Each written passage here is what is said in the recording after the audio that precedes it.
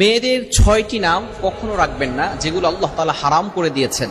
Number 1, এক number হচ্ছে আসিয়া। ভালো করে শুনেন, আসিয়া আইন দিয়ে।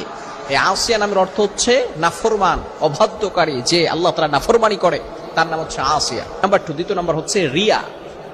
রিয়া মানে হচ্ছে অহংকার, লোক দেখানো আমল, লৌকিকতা। এই রিয়া নাম রাখা যাবে না। নাম্বার 3, তৃতীয় নাম্বার হচ্ছে মাসুমা।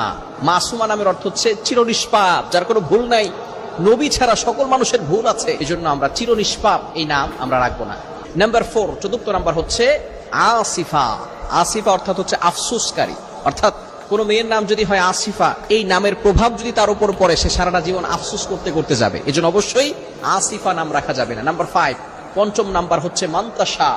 মান্তাসা যদিও কোরআনের আয়াত, তবে মান্তাসা মানে হচ্ছে যা চাও তাই করো, এটা অবশ্যই মান্তাসা কোনো নাম রাখা যাবে না। নাম্বার 6 নাম্বার হচ্ছে মারিদা। মারিদা মানে হচ্ছে